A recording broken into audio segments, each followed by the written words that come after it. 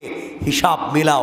আর এই সুযোগে কিছু ছল চাতুরিকারী শয়তান ধান্দাবাজ দুকাবাজ একজন আরেকজনের সম্পত্তি নিজের নামে দখল করে রাইখা দিচ্ছে। ঠিক কিনা জোরে বলে?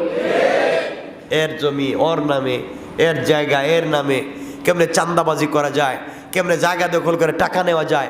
আপনি মালিক এই জায়গার, আপনি দুর্বল পার্টি গরম এক পার্টির কাছ থেকে সাইনবোর্ড একটা লাগাই দিছে, এই জায়গার মালিক অমুক আব্দুল্লাহ নাইলে বল্টু মিয়া একটা লাগাই রেখে দিছে, অথচ মালিক আপনি কাগজে কলমে। আলহামদুলিল্লাহ, আল্লাহ পাকের দরবারে লাখো কোটি শুকর সুজুদ যে আল্লাহ আমাদেরকে আজকের এই মোবারক তাফসিরে একত্রিত করেছেন। আমরা সকলে পড়ছি আলহামদুলিল্লাহ। আমাদের ধারাবাহিক তাফসিরে আমি যে আয়াত পড়েছি, এখানে আল্লাহ বলেছেন ওয়ালা ইয়াহসাবান্নাল্লাযীনা ইয়াবখালুনা বিমা আতাহুমুল্লাহু মিন ফাদলিহি হুয়া খায়রাল লাহুম। আল্লাহ আজকের এই আয়াতে বলছেন আল্লাহ তাদেরকে নিজের অনুগ্রহে যা দান করেছেন তাতে যারা কৃপণতা করে, এই কার্পণ্যতা তাদের জন্যে মঙ্গলকর হবে বলে তারা যে ধারণা না করে। আমি অনুবাদ করে যাচ্ছি তো বুঝাইয়া দেব। অর্থাৎ আল্লাহ বুঝাতে চাচ্ছেন আল্লাহ তাদেরকে নিজের অনুগ্রহ থেকে যা দান করেছেন তাতে যারা কৃপণতা করে, এই কার্পণ্যতাকে তাদের জন্য মঙ্গলকর হবে বলে তারা যেন ধারণা না করে, বরং এটা তাদের পক্ষে একান্তই ক্ষতিকর হিসাবে প্রতিপন্ন হবে। এরপরের শব্দগুলাতে আল্লাহ বলছেন সমস্ত ধন সম্পদকে কিয়ামতের দিন তাদের গলায় বেড়ি বানিয়ে পরানো হবে। আর আল্লাহ হচ্ছেন আসমান ও জমিনের পরম সত্ত্বাধিকারী, আর যা কিছু তোমরা করো আল্লাহ সে সম্পর্কে জানেন। এটা হচ্ছে 180 নম্বর আয়াতের সরল অনুবাদ।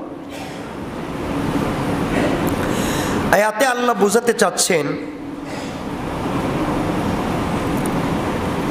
যে যাদের সম্পত্তি আছে দুনিয়ায়, এই সম্পত্তিটা মনে হয় আল্লাহ খুশি হয়ে তাকে দিয়েছেন, তার প্রতি মনে হয় আল্লাহ বেশি সন্তুষ্ট, এজন্যে তাকে বেশি সম্পদ দিয়েছেন। আমার উপরে মনে হয় আল্লাহ অসন্তুষ্ট, এজন্যে আমি আল্লাহকে ডাকবার পরেও আমাকে দিচ্ছেন না। এটা আমাদের স্বাভাবিক মনে আসবার কথা, আসে না মনে হয়? বলেন আসে। আল্লাহ বুঝাতে চাচ্ছেন কিছু লোক আছে তাদেরকে আল্লাহ সম্পত্তি দেওয়ার পরেও তারা এই সম্পত্তিকে মানুষকে দান খয়রাত করতে কৃপণতা করে। অনেক ধনী লোক আছে মানুষকে দান করতে বড় কৃপণ হয়, আছে না? আছে। আল্লাহ বলছেন আমি তাকে যে সম্পত্তি দিয়েছি আমার অনুগ্রহ থেকে, তাতে যারা কৃপণতা করে, আর কৃপণতার মাধ্যমে দান না করা সম্পত্তি জমা থাকলে সে মঙ্গলকর মনে করে, আল্লাহ বলছেন সেজন্য এই ধারণাই না করে যে মানুষকে না দিয়ে শুধু নিজের জমা করার মধ্যেই যে মঙ্গল, এটা যেন সে মনে না করে, বরং এর ভিতরে রয়েছে একান্তই ক্ষতিকর। এর দুটা ব্যাখ্যা। আল্লাহ বলছেন দান না করবার কারণে সম্পত্তি শুধু বাড়ালো, এই বাড়ানো সম্পত্তিকে কিয়ামতের দিনে আল্লাহ বলেন তার গলায় বেড়ি বানিয়ে পরানো হবে। আর বলবেন এটা নিয়ে চলো। দুনিয়ায় মানুষকে দেওনি, সম্পত্তি থাকবার পরেও কৃপণতা করেছ, আজকে সমূহ সম্পত্তি তোমার গলায় পরিয়ে দেওয়া হয়েছে, এগুলা নিয়ে এখন তুমি চলো। তখন পৃথিবীর কোনো মানুষের এই শক্তি থাকবে না যে সে এটা নিয়ে চলতে পারবে। এতটুকুন তো বুঝছেন? কথা বলেন। আল্লাহ এর পরের শব্দে বলছেন ওয়ালিল্লাহি মিরাসুস সামাওয়াতি ওয়াল আরদ। আল্লাহ বলছেন আসমান জমিনে যা কিছু আছে সব কিছুর মিরাস মানে স্বত্বাধিকারী একমাত্র আল্লাহ। কে বলছেন? আসমান এবং জমিনে যা কিছু আছে সব কিছুর স্বত্বাধিকারী কে? সবাই বলেন। আমরা ব্যবসায় লিখে রাখি স্বত্বাধিকারী অমুক, লিখে রাখি না? দোকানে লিখে রাখি স্বত্বাধিকারী অমুক, মানে এটার মিরাস আমার, এই সম্পত্তিটা আমার। আল্লাহ বলছেন দিয়েছি আমি আমার অনুগ্রহ থেকে, তা তুমি দান করলে না, বরং তুমি জমা করে কৃপণতা করলে। অথচ আসমান জমিনের স্বত্বাধিকারী শুধুমাত্র কেবলমাত্র আমার। আমি যাকে ইচ্ছা দিব, যাকে ইচ্ছা দিব না। তুমি কেন তোমার কাছে সম্পত্তি রেখে কৃপণতা করলে? আজকে এই সম্পত্তিকে গলায় বেড়ি বানিয়ে দিলাম, শক্তি থাকলে তা নিয়ে উঠো। তখন পৃথিবীর কোনো মানুষের শক্তি এবং সামর্থ্য থাকবে না এই সম্পত্তি নিয়ে দাঁড়াবার। আল্লাহ বুঝাতে চাচ্ছেন, সুতরাং আমি কাউকে সম্পত্তি দিয়েছি এর অর্থ তার প্রতি খুব খুশি এটা নয়, বরং হয়তো তার কিয়ামতের দিনে আযাব বাড়াবার জন্য দুনিয়ায় একটা কিস্তি দিছি। কি দিছি? একটা কিস্তি। সম্পত্তি দিয়া বুঝালাম সম্পত্তিটা ছিল আমার, দিলাম তোমাকে মালিকানা নয়, ভোগ দখলের জন্য। আজ তোমার, কাল তোমার সন্তানের, কালকে তোমার নাতির, এইভাবে ভোগ দখল হিসাবে সম্পত্তি আসবে আর যাবে। স্বত্বাধিকারী শুধু আমি, কিন্তু তোমাকে দেওয়ার পরে ঠিক মতো ব্যবহার করে যাকে যতটুকুন দেওয়ার কথা দিলে না কেন, সম্পত্তি জমা করলে কেন, পাবলিকের হক দিলে না কেন, মা বাপকে কেন দিলা না, ভাই বোনকে কেন দিলা না, পরিবার পরিজনকে কেন দিলা না, আত্মীয় স্বজনকে কেন দিলা না, যাকে যতটুকুন দেওয়ার কথা কেন না দিয়ে জমা করেছো আমার সম্পত্তি, আজকে তোমার গলায় পরিয়ে দিলাম, উঠো। ওই দিন যখন আল্লাহ বলবেন তখন কেউ দাঁড়াতে পারবে না।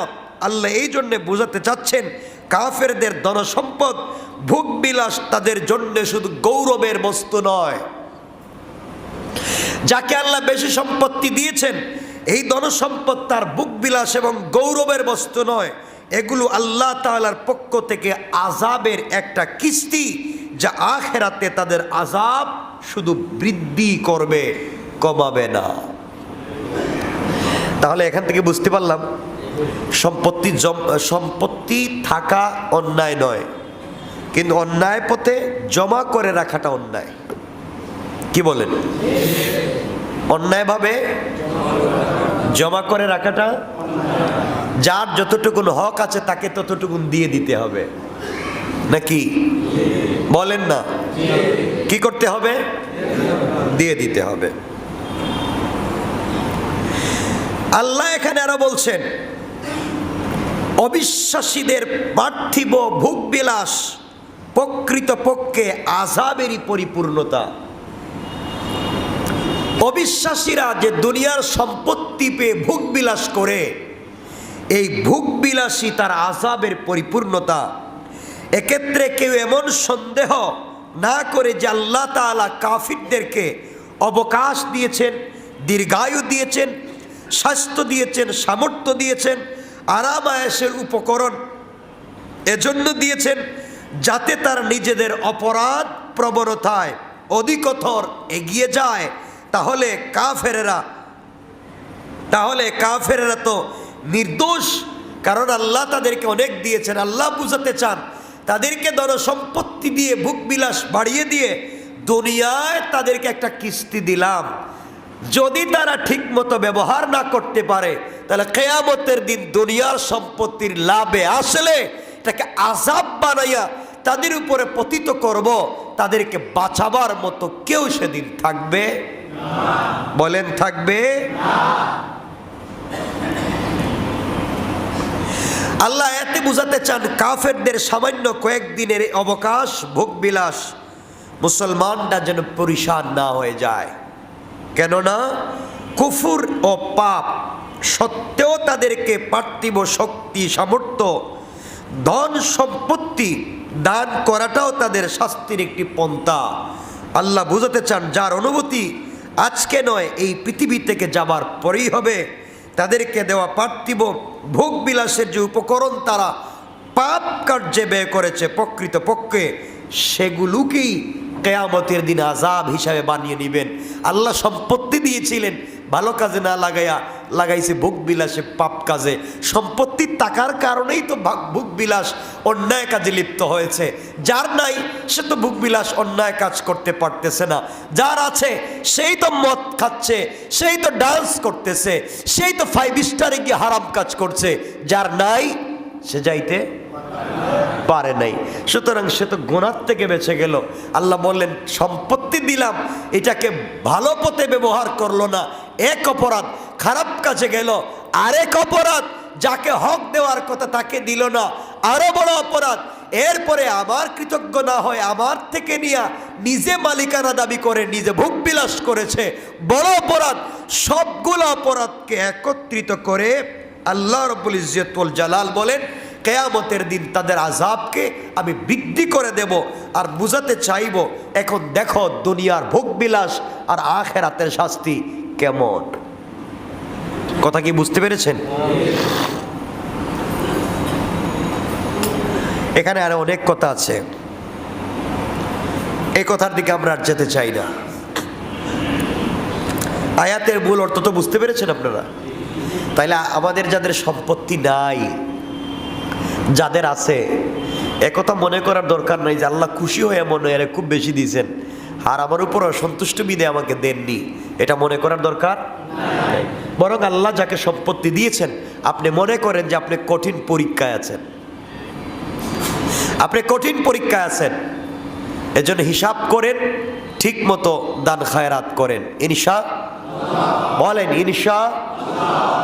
আচ্ছা, আপনাদের মাথায় এতক্ষণে এসেছে যে কার বেশি সম্পত্তি। চুকের ভিতরে তো অনেকের নাম ভাসতেছে, চেহারা মিল ফ্যাক্টরি ভাসতেছে, অমুক ধরা খাবে অমুক ধরা খাবে, মনে আসতেছে না?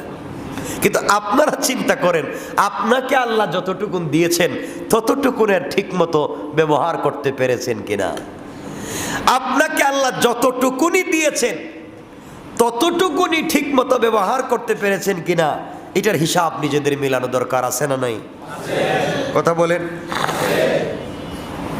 এরপরের আয়াত থেকে আল্লাহ চমৎকার কিছু কথা বলেছেন, আমরা শুনবো ইনশাআল্লাহ। তো কথা এই আয়াতের অর্থ এখানেই আমরা রাখতে চাই। সুতরাং সম্পত্তি দান করার মাধ্যমেই আল্লাহ তার উপরে সন্তুষ্ট, এটা বোঝার কোনো সুযোগ নাই। কাউকে দেন নাই আল্লাহ অসন্তুষ্ট, এটা মনে করার কোনো সুযোগ নাই। আল্লাহ বলছেন দুটোটার মিরাস কার কাছে? বলেন কার?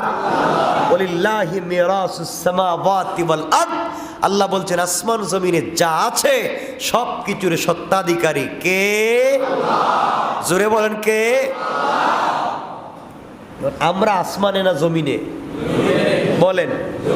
আল্লাহ বলছেন আসমান জমিনে যা আছে সব কিছুর মালিক তিনি। তাহলে আমাদের মালিক কে? আমাদের বাপ দাদার, আমাদের সন্তানের, আমাদের ঘর বাড়ির, আমাদের সম্পদের, সব কিছুর মালিক যদি আল্লাহ হয় তাহলে আমি কি? আমি কি? বলেন না। সব কিছুর মালিক সম্পদের যদি আল্লাহ হয় তাহলে আমি এই সম্পদের ভোগ দখলকারী। আমি আমার ভোগে দখলে যতক্ষণ আছে ততক্ষণ আমি আছি, যখন থাকবে না তখন আমার কিচ্ছু নাই। মরে গেলে লিখে দিলেও ওয়ারিস মালিক, না লেখলেও মালিক। আপনি মরে গেছেন এর অর্থ আপনি লিখে দিলেও পাবলিক মালিক, না লেখলেও নাকি লেখা লাগবে? মারা যাওয়ার সময় মরে গেলে কি আর সন্তানদেরকে লিখে যাওয়া লাগবে না অটোমেটিক মালিক? কেন? মালিকানা তো চেঞ্জ হয় না। মালিকানা কি চেঞ্জ হয়? কথা বলছেন না কেন? মালিকানা পরিবর্তন হয়? আসমান জমিনের মালিকানা পরিবর্তন হয়েছে? জান্নাতের মালিকানা পরিবর্তন হয়েছে? হয় নাই। কিন্তু আমাদের সম্পত্তির মালিকানা পরিবর্তন হয়ে যায়। সুতরাং আমরা মালিক নয়, আমরা ভোগ দখলকারী।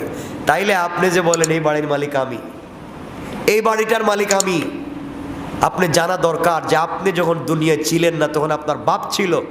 আপনার বাপকে কেউ জিজ্ঞাসা করেছে বাড়ির মালিককে, আপনার বাপ বলেছে আমি। ঠিক বললাম না? আপনার বাপের আগে আপনার দাদা ছিলেন, দাদাকে জিজ্ঞাসা করেছে এই বাড়ির মালিককে, তিনি বলেছেন আমি। সবাই বলেছেন আমি। কেউ আছেন? কথা বলেন নাই।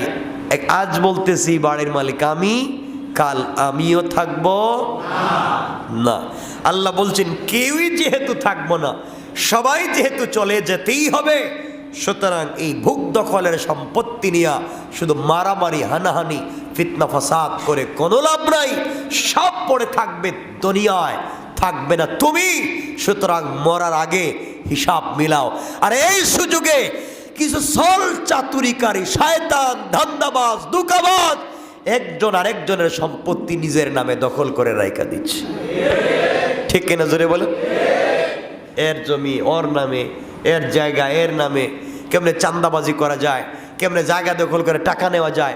আপনি মালিক এই জায়গার, আপনি দুর্বল পার্টি, গরম এক পার্টির কাছ থেকে সাইনবোর্ড একটা লাগাই দিছে এই জায়গার মালিক অমুক আব্দুল্লাহ নাইলে বল্টু মিয়া, একটা লাগায় রেখে দিছে। অথচ মালিক আপনি কাগজে কলমে, কিন্তু আপনি ওখানে যাইতে পারতেছেন না। এবার বলছে আমাকে 50 লাখ টাকা দেন, নাইলে তোর জায়গা ছাড়বো না।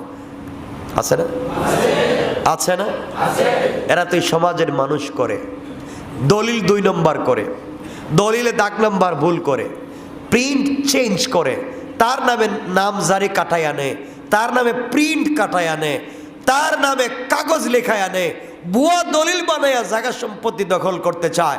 মনে রাখবেন দুনিয়ায় তো সব কাগজ ভুয়া করা যায়।